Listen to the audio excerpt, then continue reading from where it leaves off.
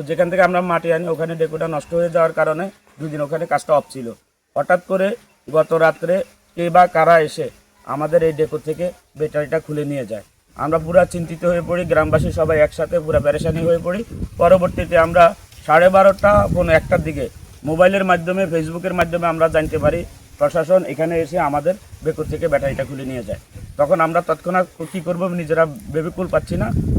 শাহরাস্তিতে দেহেলা কবরস্থান সংস্কারে এলাকাবাসীর উদ্যোগ, অনুমতি সংক্রান্ত জটিলতায় ভেকুর ব্যাটারি জব্দ।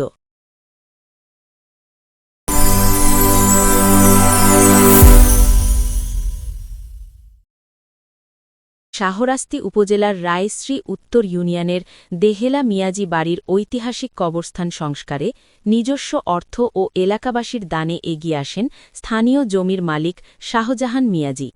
কিন্তু প্রশাসনের পূর্বানুমতি না নেওয়ায় রাতের আধারে অভিযান চালিয়ে ভেকুর ব্যাটারি জব্দ করেছে সহকারী কমিশনার ভূমি হিল্লোল চাকমা।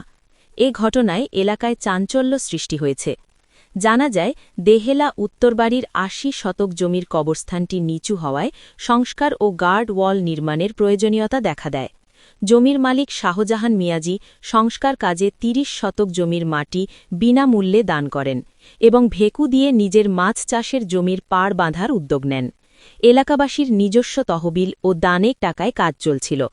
কবরস্থানের দায়িত্বশীল মোহাম্মদ আওলাদ হোসেন জানান, কবরস্থান নিচু হওয়ায় নতুন মাটি দিয়ে ভরাট ও গার্ড ওয়াল নির্মাণ জরুরি ছিল। আমরা আইন শৃঙ্খলার কোনো সমস্যা না করেই কাজ করছি। এলাকাবাসী খোরশেদ আলম, মোহাম্মদ রাসেল ও কামাল অভিযোগ করেন, স্থানীয়ভাবে টাকা সংগ্রহ করে তারা ভিতরের দিকের কাজ করছিলেন। হঠাৎ রাতের আধারে কাউকে না জানিয়ে ভেকুর ব্যাটারি খুলে নিয়ে যায় প্রশাসন। তারা প্রশ্ন তোলেন, চেয়ারম্যান, মেম্বার কিংবা গ্রাম পুলিশকে এ বিষয়ে অবগত না করে রাতে অভিযান চালানো কতটা যৌক্তিক? এ ব্যাপারে রায়শ্রী উত্তর ইউনিয়নের মেম্বার সোহেল পাটোয়ারি বলেন, আমি বিষয়টি সম্পর্কে অবগত নই, আমাকে কেউ কিছু জানায়নি। গ্রাম পুলিশ মোস্তাফা মিয়াজিও দাবি করেন, তিনি এলাকায় থাকলেও ওই অভিযানের কোনো খবর পাননি।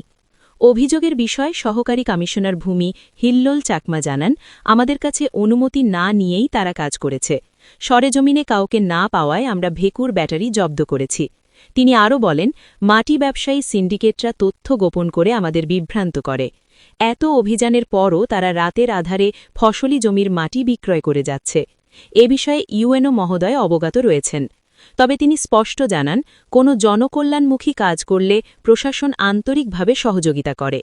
কিন্তু তথ্য গোপন করে একদল মাটি ব্যবসায়ী সিন্ডিকেট জনকল্যাণমুখী কাজের আড়ালে মাটি বিক্রিও করছে বলে তিনি অভিযোগ করেন। এলাকাবাসীর দাবি, সংস্কার কাজটি সম্পূর্ণ জনকল্যাণমুখী ও ব্যক্তিগত উদ্যোগে পরিচালিত।